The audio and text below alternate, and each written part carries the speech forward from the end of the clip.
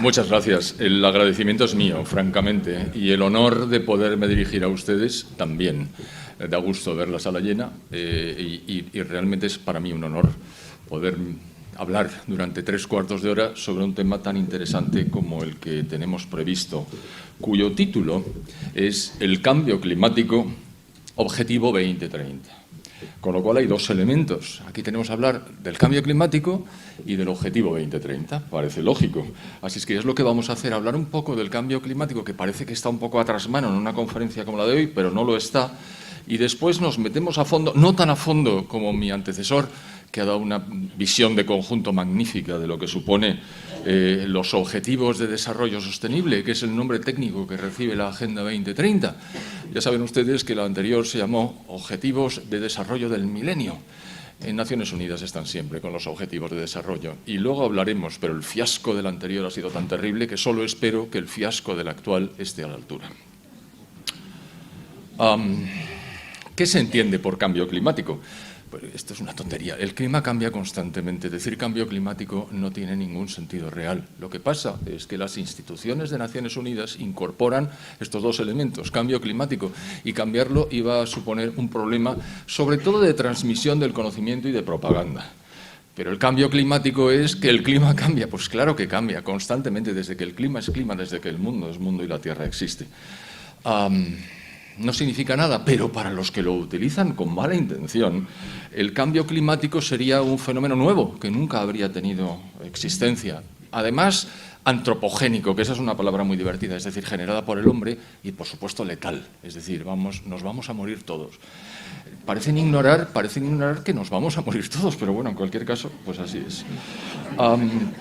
Así es que no vale ya ni disrupción climática, ni el clima en ebullición. Antonio Guterres, el secretario general de Naciones Unidas, es muy imaginativo y ocurrente. Eso de llamar caos climático y ebullición a un día como el de hoy, verdaderamente hecho trampa. Esto no es el clima, esto es el tiempo atmosférico. El clima es a mucho más largo plazo, pero es que es completamente absurdo. En fin, va a prevalecer el conjunto vacío que se llama cambio climático.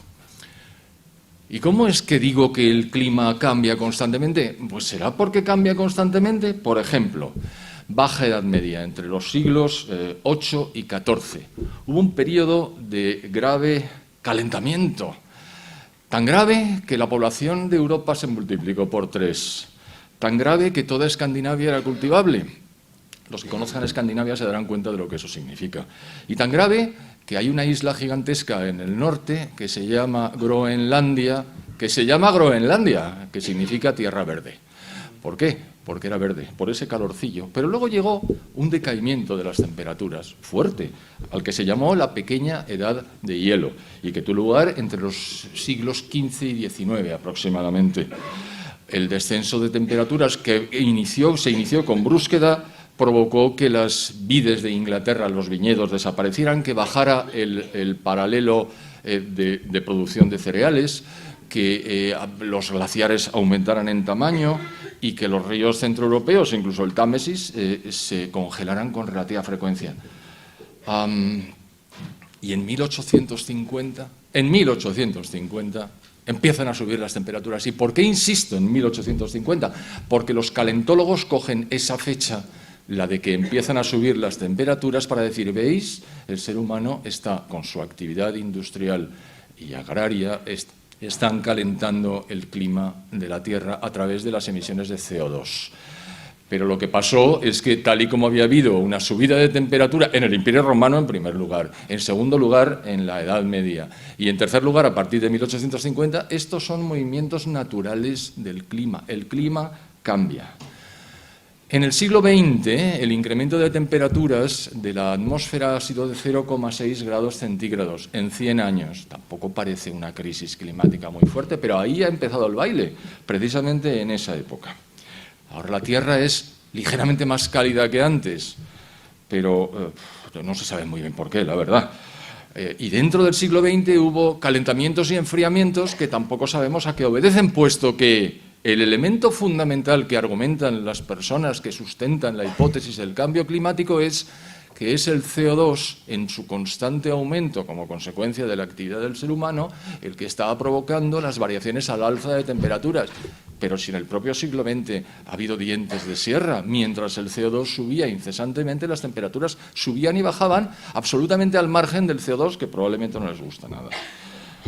Bueno, pues antes de 1998 no se había materializado una sistemática presentación del cambio climático como responsable. Los científicos decían que la temperatura había experimentado cambios siempre. Curiosamente, desde 1998 hasta 2015 y desde 2016 hasta 2023, la temperatura de la atmósfera se ha incrementado 0 grados centígrados. Y ya les digo yo que el crecimiento del CO2 se ha mantenido con los ritmos habituales.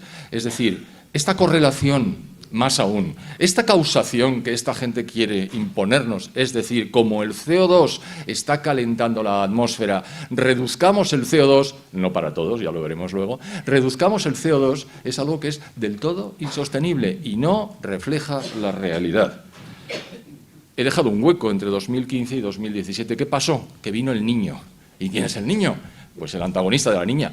¿Y quién es el Niño? Bueno, es el responsable del calentamiento de las capas superiores del agua en el Pacífico Oriental. No está teniendo lugar ningún calentamiento global, ni peligroso, ni pacífico, ni nada. Y aunque no lo tengo escrito, aprovecho para decirles que si hay algo peligroso, es el enfriamiento. El enfriamiento acabaría con todos nosotros con mucha facilidad. Ayer, que estaba haciendo una presentación en la radio, estuve comentando que se ha establecido, y nadie lo discute, que la gente en todo el mundo muere 10 veces más por frío que por calor. Y eso no se discute porque es exactamente así, es un hecho. Y entonces la persona que me estaba entrevistando dice, perdona, acaba de salir un dato nuevo, no son 10 veces, son 20 veces más. Es decir, la gente se muere de frío. Difícilmente se muere de calor, pero eso sí, en los medios de comunicación de masas verán constantemente el golpe de calor acabó con Periquito que estaba trabajando en el exterior cuando la temperatura... Y es verdad, hay que protegerse, el golpe de calor es peligroso, pero eso no tiene nada que ver con el clima, solo faltaba. ¿Dónde empieza todo esto? En el efecto invernadero. ¿Qué es el efecto invernadero? El que nos da la vida. Si no hubiera en la Tierra efecto invernadero, que está inducido por los gases de efecto invernadero,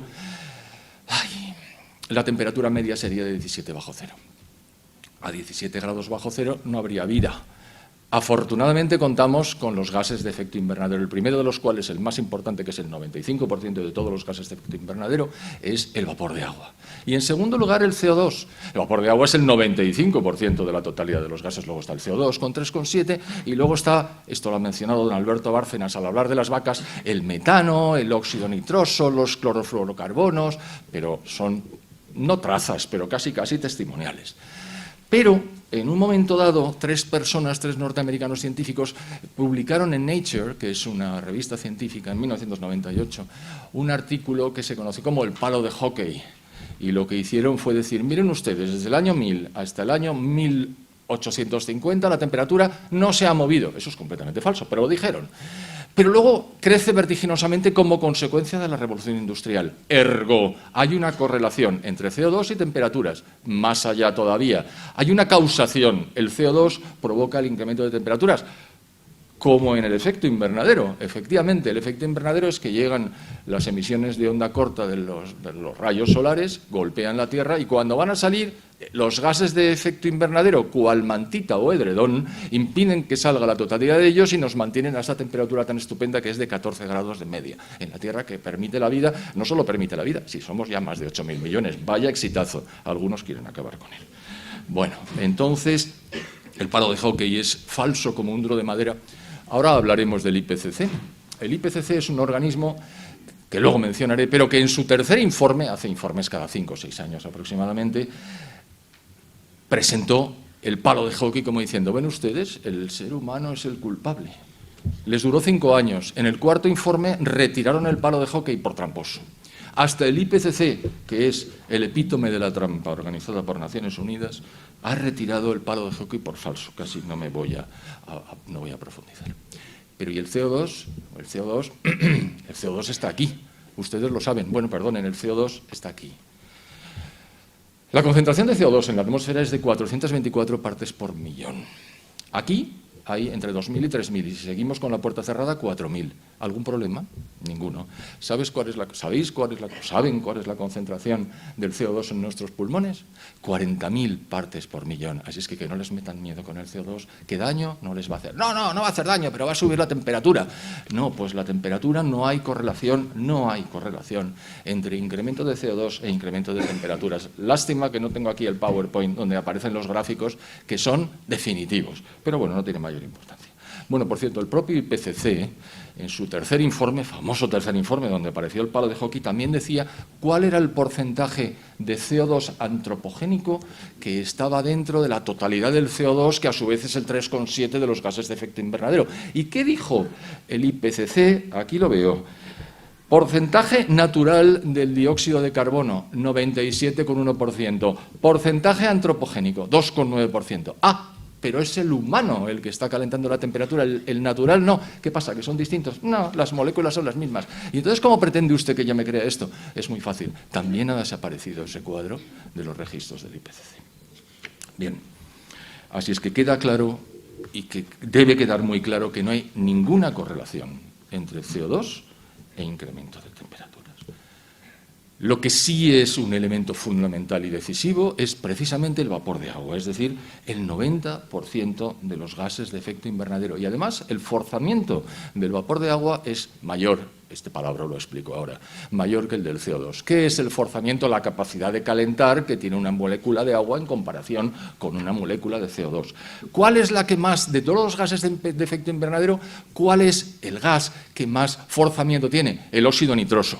¿Y cómo lo sabe usted? Digo, bueno, ese es el gas de la risa, es decir, que se utiliza a veces para hacer contra su voluntad reír a la gente, pero sobre todo es el que impele los cohetes que se lanzan a la atmósfera. Es una enorme capacidad de calentamiento la que tiene y por eso lo utilizan. Bueno, y si esto no hay por dónde cogerlo, y si es una mentira enorme, ¿por qué ha tenido éxito? ¿Por qué ha colado? Es decir, ¿por qué la gente piensa que efectivamente estas emisiones de CO2 que estamos realizando, no todo el mundo evidentemente, pero ¿por qué es tan predominante? Pues por varias razones. La primera es porque es muy sencillo, todo el mundo entiende que es un invernadero. Un invernadero es una cosa de cristal donde se pone, entra el sol, se mantiene la temperatura interior y las plantas crecen, y crecen mucho mejor que fuera. ¿De cuándo acá los holandeses iban a producir tomates con el clima que tienen si no fuera por los invernaderos que utilizan? Es más, ¿qué introducen en los invernaderos para que los tomates crezcan mejor? CO2. ¿Por qué? Porque el CO2 es el elixir de la vida. Sin el CO2 estábamos todos muertos. Anda, no exagere. ¿Cómo? Si nuestro nivel de CO2 en la atmósfera estuviera por debajo de 150 partes por millón, las plantas morirían y con ellas todos nosotros. Efectivamente, como dicen los neomalthusianos, nos vamos a morir todos, pero afortunadamente el CO2 crece. Hemos estado a punto de alcanzar en la última glaciación las 150 partes por millón, pero afortunadamente la cosa no llegó a tanto. Así es que, idea sencilla e intuitiva, un apoyo monstruoso por parte no ya de Naciones Unidas, sino de prácticamente todas las instituciones de este mundo, y ahora contaré quiénes son los que lo apoyan, por los líderes que lo empujaron desde el principio, empezando por Al Gore, que es un tipo con una capacidad de comunicación absolutamente fascinante, y porque la naturaleza tiene horror al vacío. Y si las otras creencias se debilitan, aparece una nueva fe, la fe calentológica, que tiene incluso su papa, que es el señor Guterres, que tiene su Juanita de Arco, que es Greta Thunberg, y lo tiene todo comparado y paralelo al cristianismo, curiosamente. Y un elemento fundamental, ¿es el ser humano el culpable con sus emisiones de CO2 del calentamiento? No, no, el ser humano blanco y occidental. El otro ser humano, mire usted, el chino y el indio son gentes angélicas cuyas emisiones de CO2 no tienen nada que ver con esto. ¿Y eso por qué? Es que sus gobiernos no se dejan. Está teniendo lugar la 28ª sesión de la Conference of the Parties. Todos decimos la COP, porque utilizamos el acrónimo inglés, en un sitio tan fantástico y tan poco emisor de gases de efecto invernadero a la atmósfera como Dubái, donde hay 70.000 personas disfrutando de los hoteles gratis y de la comida de primer nivel. No son hormigas, es carne y es pescado, no, ellos comen bien. Y en esa conferencia de las partes se está diciendo que tenemos que hacer un esfuerzo adicional. No me meto en ello porque no acabaríamos. Y llega a India y dice, que con nosotros no cuenten, nosotros vamos a seguir construyendo centrales de carbón como si no hubiera un mañana, porque como somos pobres y sabemos que la energía es el fundamento de las sociedades, nuestra población va a tener energía. Ustedes pueden decir misa, y nunca mejor dicho, esas misas laicas que se gastan, pero nosotros vamos a seguir quemando carbón. Los chinos hacen así, pero queman carbón igualmente, con lo cual es exactamente lo mismo. Esta es la parte del clima, y ahora viene la parte del organismo diabólico que se llama la Organización de Naciones Unidas. ¿Que por qué es un organismo diabólico? Pues que con lo que hemos oído antes ya nos podemos hacer una idea de efectivamente por dónde van, pero no voy a tocar el tema desde la perspectiva del cristianismo, sino de la perspectiva de la manipulación. ¿Cuándo nació Naciones Unidas? Pues Naciones Unidas, como sabrán ustedes, nació en 1945. Termina la Segunda Guerra Mundial y como consecuencia del fiasco espantoso en el que había incurrido la Sociedad de Naciones, que estaba mal concebida, estaba mal desarrollada y además se enfrentó con los dos totalitarismos más salvajes que ha habido en el siglo XX, es decir, el comunismo en la Unión Soviética y el nacionalsocialismo en la Alemania después de la República de Weimar. Aquellos se enfrentaron a muerte y ni Sociedad de Naciones ni gaitas. La Sociedad de Naciones no funcionó, pero sobre todo no funcionó porque el que la propuso, que era el presidente norteamericano Woodrow Wilson, no consiguió que el Senado norteamericano diera el visto bueno para que Estados Unidos participara, con lo cual Estados Unidos no participaba y tampoco podía financiar oficialmente. Y además, bueno, yo la historia la cuento con detalle en mi blog. Voy a hacer una cuña publicitaria. Mi blog se encuentra, si ustedes ponen José Ramón Fernández, ahí aparece mi blog, que es un blog reaccionario. Reaccionario porque reacciono.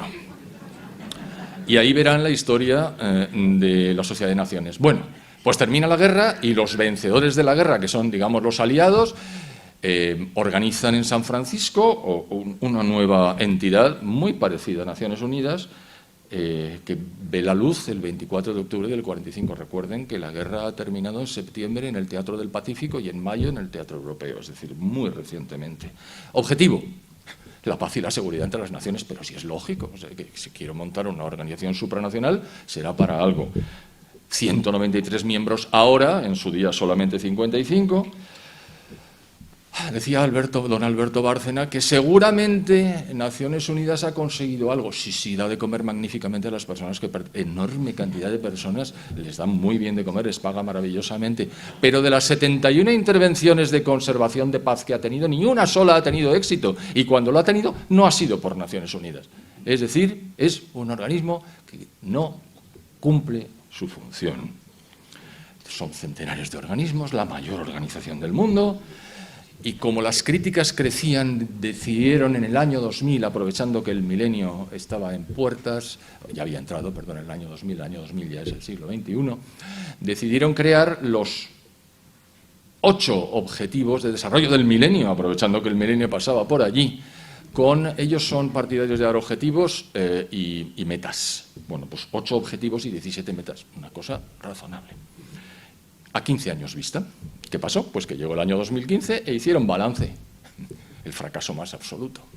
Solamente una meta de un objetivo se llegó a cumplir, y como cuando se acontece que se encuentra la paz en un enfrentamiento, tampoco fue Naciones Unidas el que lo consiguió. ¿Y cuál fue? Pues lo leo. Una meta del objetivo número 1, erradicar la extrema pobreza y el hambre. ¿Se han dado cuenta de que ahora lo que quieren erradicar no es la extrema pobreza, sino la pobreza en los que tenemos ahora vigentes? La verdad es que son bastante ignorantes. La pobreza no se puede erradicar por definición, porque por definición, salvo que seamos todos idénticamente iguales, habrá unos más ricos y otros más pobres, aunque sea poco. Bueno, pues los más pobres serán más pobres, es decir, habrá pobreza, aunque seamos todos muy ricos, es decir, ni siquiera conceptualmente han cogido la cosa. Pero bueno, lo que hizo fue erradicar la extrema pobreza y el hambre, patentizados, y esto lo cuantificaban, en que la mitad de las personas tuviera ingresos per cápita superiores a 1,25 dólares por día. Eso se logró. Pero se logró porque tanto la República Popular China como la India se incardinaron en los movimientos de globalización, a diferenciar del globalismo, que son cosas distintas. Hablan del globo, pero la globalización es permitir que las empresas actúen libremente, sin obstáculos y sin trabas, para desarrollar el comercio internacional y emitir y recibir inversión extranjera directa. Eso es globalización, y eso ha generado un salto en la riqueza de todos los países del mundo como nunca antes se había visto en el desarrollo de las sociedades. Ha sido magnífico. Eso fue lo que consiguió que saliera tantísima gente de la pobreza y no Naciones Unidas. Es decir, el enriquecimiento que procura y permite la economía de mercado, y si quieren se lo digo de otra manera, la economía capitalista, y si quieren se lo digo todavía más directamente, el capitalismo. Esto no puede seguir así. Esto, en Naciones Unidas tiene que hacer algo. Y en un momento dado, en 1968, fíjese si me remonto, un meteorólogo sueco, inducido por supuesto, que se llamaba Bert Bolin, dice, oye, vosotros del ECOSOC, es decir, el Consejo Económico y Social de Naciones Unidas, ¿por qué no convocáis una conferencia para hablar de la interacción entre el ser humano y el medio ambiente? Y Naciones Unidas dice, me alegro de que me haga esa pregunta. No es porque yo ya he dicho que me la hiciera, pero bueno, me alegro de que me la haga. La Asamblea General de la ONU decide que en 1972, efectivamente, hay que hacer una reunión específica de la que ahora hablaremos, con este fin. Pero antes, para que se vea lo de la asociación público-privada, se funda el Club de Roma, que ustedes conocerán seguramente. Y los que lo fundaron fueron miembros del grupo Morgenthau, estos grupos ricos que operan en la semipenumbra, porque esto se inició en una residencia de John Rockefeller en Bellagio, en Italia, y dijo, hay que buscar soluciones para la paz y la prosperidad del mundo. 1968. Hay que establecer un orden nuevo. Así enlazo con la presentación anterior, que ya digo, ha sido magistral porque ha establecido el patrón por el cual vamos a desarrollar las siguientes. Pero ese mismo año, el MIT, el Instituto de Tecnología de Massachusetts, presenta un papel, dice, las terribles consecuencias del incremento de la población. Es que estoy leyéndolo porque como me cuesta decir estas cosas. Las terribles consecuencias del incremento de población en el mundo, la reducción de la producción agraria, cuando jamás se había incrementado tanto, es una cosa. El agotamiento de los recursos. Ustedes saben que los recursos no se están agotando, ¿verdad? Podemos hablar de eso otro día. La creciente producción industrial y la contaminación. Voy a tener que hacer un paréntesis. El CO2 no contamina. El CO2 da la vida. El CO2 está aquí. ¿Cómo va a contaminarnos si lo tenemos dentro? Nos hubiera matado. O sea que cuando la gente dice el CO2, la emisión contaminante del CO2, no, mire usted, el CO2 no contamina nada. Contaminarán los residuos que saca el carbón a la atmósfera cuando es quemado, eso sí, pero el CO2 en absoluto. Y entonces el MIT dice, yo voy a aportar mi grano de arena. Y en el año 72, cuando se organiza la primera reunión, el Club de Roma produce un libro que yo leí en su día y que me impactó muchísimo. Yo era un chaval absolutamente desconocedor de la situación. Y se llamaba Los límites al crecimiento. ¿Saben ustedes cuántos ejemplares vendieron? 30 millones. Y en el año 72 se celebra la Conferencia de Naciones Unidas sobre el Human Environment, el entorno humano. Asisten 15 países a la reunión en Estocolmo, porque como le había propuesto Bert Bolin, que era sueco, pues en Estocolmo.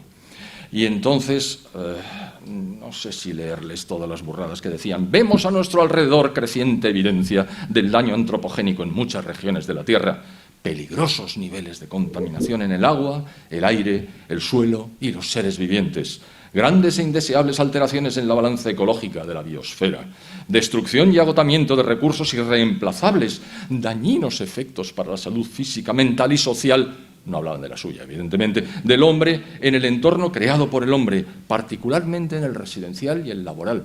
Debe haber algún otro.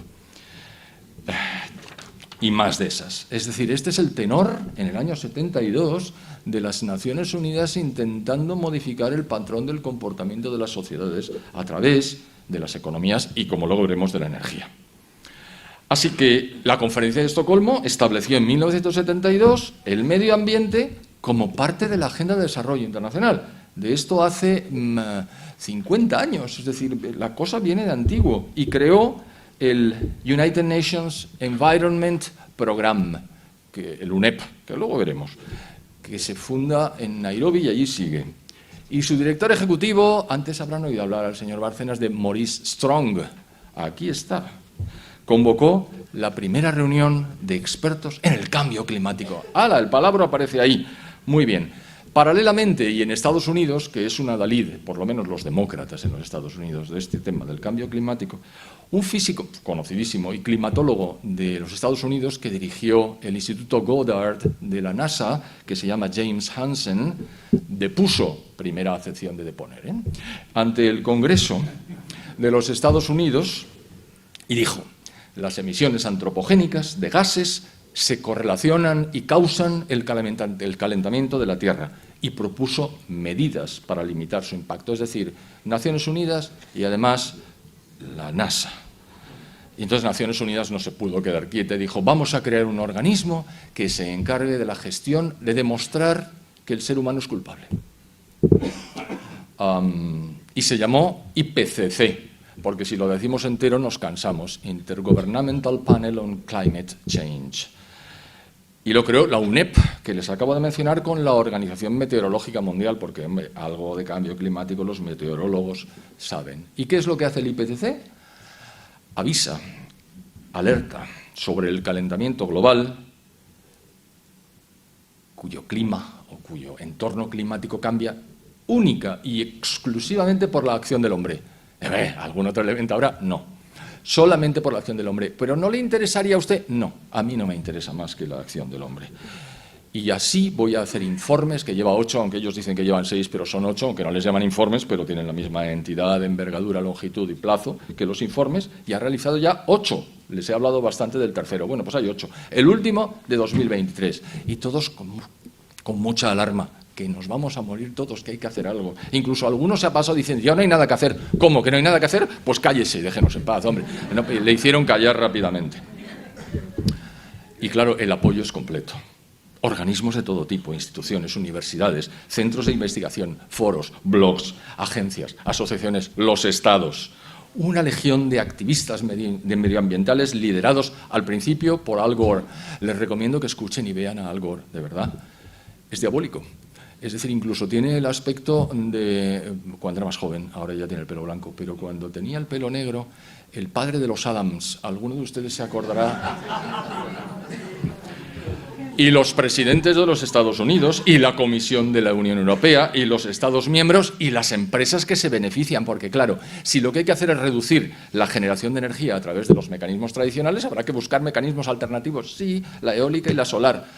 Y entonces, ¿quién va a producir la eólica y la solar? Nosotros, y nos vamos a forrar. Esas empresas están a favor. Bueno, tengo aquí el dato de por qué es falso como un duro de madera el palo de hockey, y me podría poner científico, pero simplemente me voy a poner fáctico.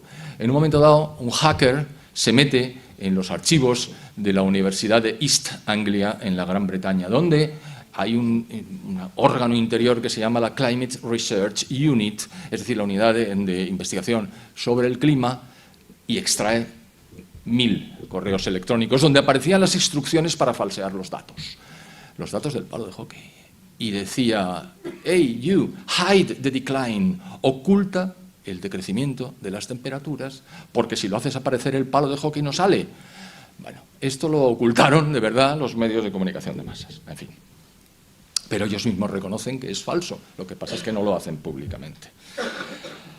En 1991, el Club de Roma produce un informe en el que dice, entre otras cosas, el objetivo es diseñar una estrategia. Esto está todo entrecomillado, esto hay textos, es decir, está en las actas, aquí no hay trampa ni cartón. Diseñar una estrategia para movilizar a los gobiernos en favor de la seguridad medioambiental y la energía limpia para transformar el mundo, átense los machos que hablo, de una economía militar en una civil, 1991, justo cuando cae la Unión Soviética, dicen que ahora la economía es militar. Mire usted por dónde. Deteniendo el calentamiento global y resolviendo el problema de la energía. El problema de la energía. No hay ningún problema de la energía. La energía se crea y se utiliza. ¿Cuál era el problema? No había, pero ellos la ponen así. Enfrentando la pobreza del mundo y las disparidades entre los hemisferios norte y sur. ¿Y esto qué tiene que ver con el calentamiento? Bueno, pues que es que la idea no es minimizar un calentamiento que no existe. La idea es terminar con las disparidades entre los hemisferios norte y sur. Luego sería también el enfrentamiento este-oeste, pero lo que dicen, entre comillas, es esto. Y dice después, parecería como si los seres humanos necesitaran una motivación, un adversario común para organizarse y actuar juntos. Hay que encontrar tal motivación para unir a las naciones divididas frente a un enemigo exterior. Y esto lo he puesto en negrita, sea real o inventado. Esto está en las actas. El enemigo común de la humanidad es el hombre. dice más cosas, pero una de ellas, no se lo leo todo porque esto es mortal, nada que ver con lo mortal que resulta leerse los Objetivos de Desarrollo Sostenible. Eso sí que es mortal. Tengo aquí un amigo con el que me estoy repartiendo la lectura y análisis crítico de los 17 puntos y 169 metas, y les aseguro que conservamos el equilibrio emocional a duras penas, porque es una terminología insostenible, una contradicción detrás de otra y una incongruencia interminable. Ellos confían en que nadie se lo lea. Claro, nadie se lo lee. Con lo cual pueden escribir prácticamente todo. Así es que no se lo leo. Pero yo lo que estoy hablando es del Club de Roma. Y dice algo terrorífico. Las viejas democracias han funcionado razonablemente bien los últimos 200 años, pero parecen encontrarse en una fase de estancamiento autocomplaciente, sin liderazgo ni capacidad innovadora. La democracia no es una panacea. Hay que reconocerlo. Aunque suene sacrílego, la democracia no sirve para lo que hemos de enfrentar. La complejidad y la naturaleza técnica de muchos de los problemas actuales no siempre permiten a los representantes elegidos tomar decisiones adecuadas a tiempo. Y entonces, aquí está 1992, después de lo que dice el Club de Roma, llega la Cumbre de Río, que se llamaba Conference on Environment and Development, es decir, la conferencia en desarrollo, y ya estamos con el desarrollo y el medio ambiente. Y allí se creó, se lo voy a decir con las siglas, la verdad es que tiene esta gracia, UNFCCC, que significa United Nations Framework Convention on Climate Change. Es decir, la Convención del... Por esto no cambian el nombre. La Convención del Cambio Climático, el marco de la Convención del Cambio Climático para Naciones Unidas. Y el tal Maurice Strong, y es la enésima vez que lo decimos, manifestó en el discurso de apertura, que claro que está en las actas. Abro comillas, abro interrogación. ¿Y si un grupito de líderes mundiales decidiera que el principal peligro para la Tierra procede de las acciones de los países ricos? Para salvar el planeta, el grupo decide, ¿no es la única esperanza para el planeta que las civilizaciones, este hombre no sabía lo que son las civilizaciones, que las civilizaciones industrializadas colapsen? ¿No es nuestra responsabilidad hacerlo posible? 1992. Año 2000, la ONU lanza la Estrategia de Objetivos de Desarrollo del Milenio, que no tiene nada que ver con la búsqueda y obtención y logro de la paz entre las naciones, que es su objetivo primigenio. Pero como ahí no consigue nada, no rasca y además tiene que continuar creciendo, dice, pues vamos a hacer los objetivos. Y esto tiene un predicamento tremendo. Y efectivamente no consiguen nada que no hubiera conseguido la propia República Popular China y la propia India creciendo. Tengan en cuenta que estamos hablando de los dos países más poblados de la Tierra. Es decir, el primero con mucho es la India, con mucho, que tiene unos 1.470 millones de habitantes y que hasta 1991 había ido del bracete con la Unión Soviética porque tenía una alianza estratégica. Implosiona la Unión Soviética y los indios dicen, ¿y ahora? Y entonces dicen, pues nosotros como los chinos, y yo quiero crecer. Lo de los chinos fue muy anterior y fue Deng Xiaoping que se dio cuenta de que hay dos procedimientos para incrementar la renta per cápita. Ustedes lo saben, incrementa la renta o reducen las cápitas. Mao Zedong optó por la segunda, redujo las cápitas de varias formas, una de ellas acabando con ella y otra con el objetivo del hijo único, que China está pagando en este momento. Ellos dicen que son 1.430 millones de habitantes, pero saben que no es así. Hay 200 millones menos. Bueno, estas son las consecuencias. Ya lo reconocerán los chinos. Entre una cosa y otra pasa mucho tiempo. Por ejemplo, hay una anécdota de Henry Kissinger, recentísimamente fallecido, cuando habla con Deng Xiaoping y le hace una pregunta que pone de relieve la mentalidad china. Le dice, oiga, ¿usted qué opina de los efectos sobre el mundo entero de la Revolución Francesa? Y le mira así Deng Xiaoping y le dice, perdone, pero es un acontecimiento demasiado reciente como para que yo pueda manifestarme al respecto. Es decir, los chinos tienen una mentalidad diferente, pero lo tienen todo absolutamente claro y se ríen muchísimo, pero muchísimo de nosotros, no se pueden imaginar. Ya estamos terminando lo de las Naciones Unidas, me quedan 10 minuticos. Hay un tal Ottmar Edenhofer, que es un copresidente del Grupo de Trabajo 3 del IPCC y que dijo, comillas, uno debe desprenderse de la ilusión de que la política climática internacional es política medioambiental.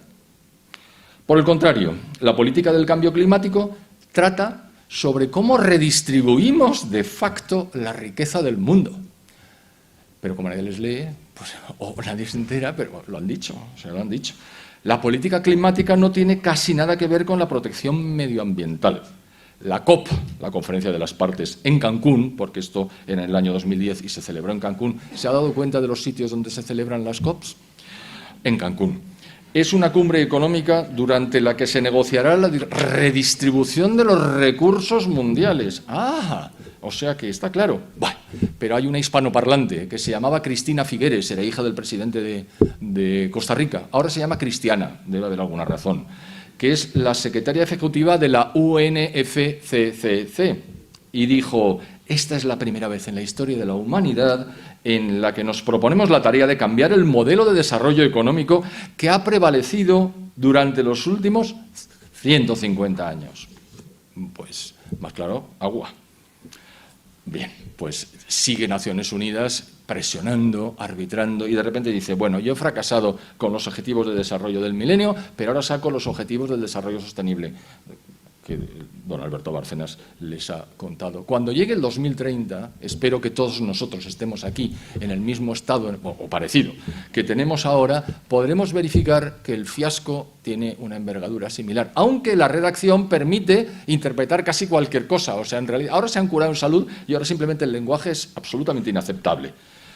Pero el objetivo de los ODS o Agenda 2030 es interferir en el reparto de riqueza.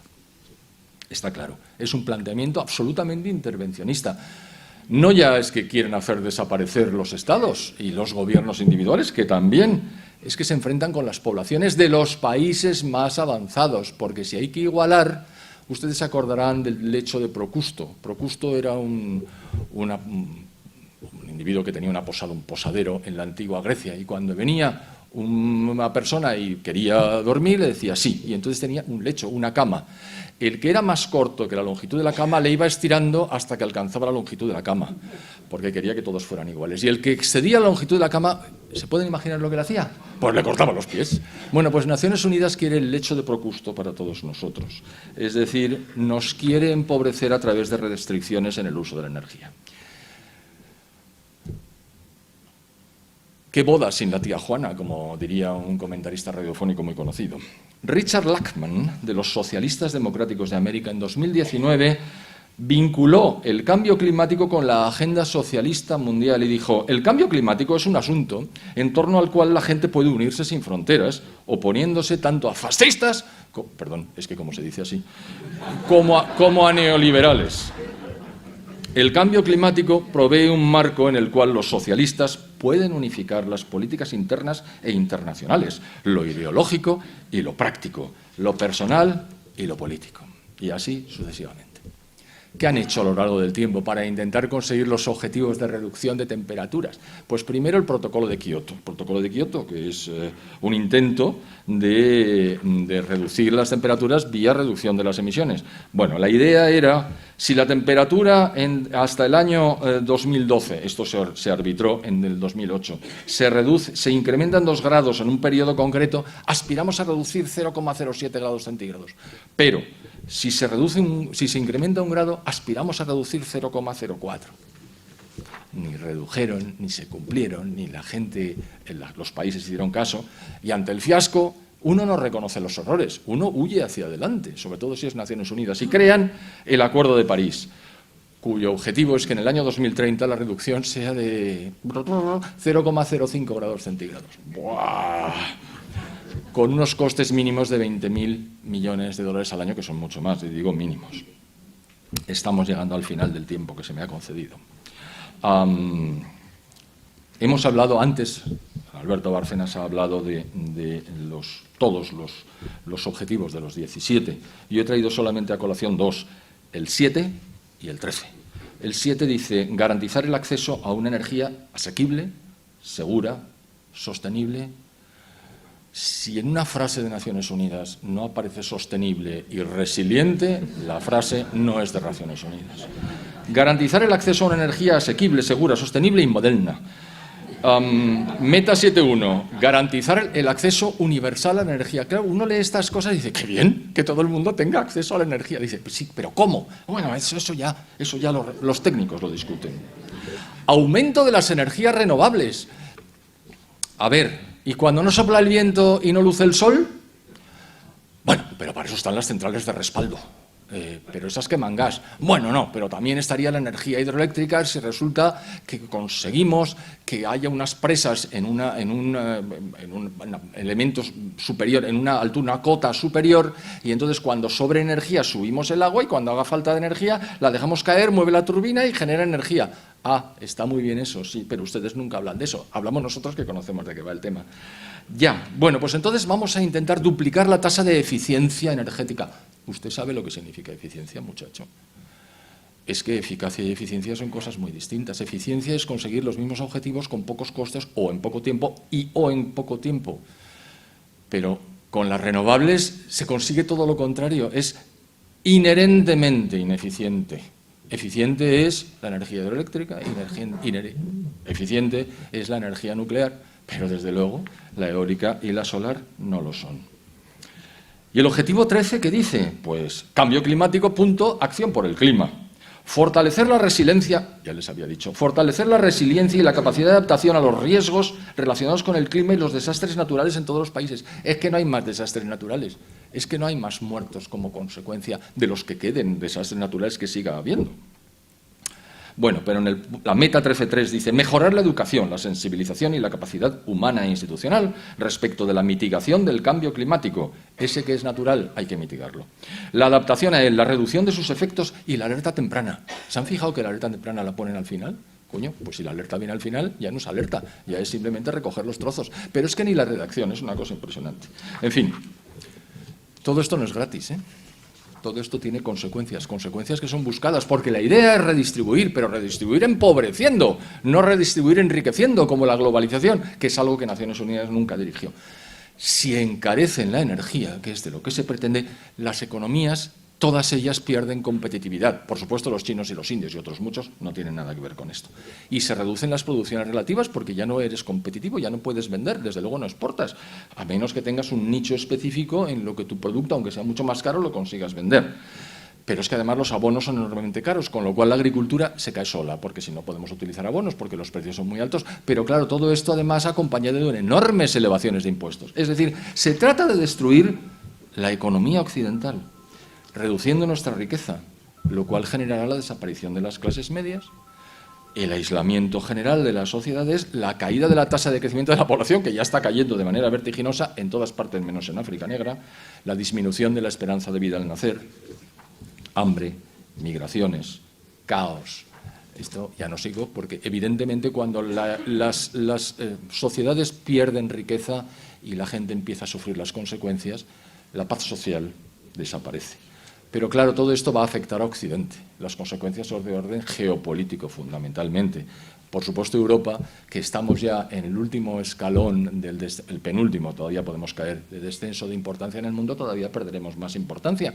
Y si piensa la UE, la Unión Europea, que el Brexit no se va a repetir, yo aquí soy mucho más optimista. Optimista quiere decir que implosione la Unión Europea, perdón.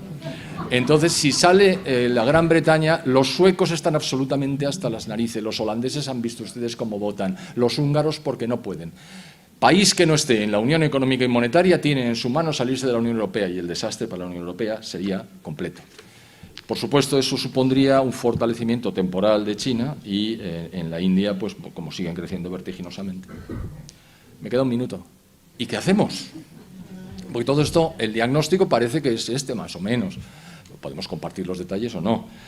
Bueno, pues podemos denunciar constantemente esta estafa calentológica. Es decir, allá donde estemos, momento y oportunidad que se nos brinde, decir, esto es mentira, por esto y por esto.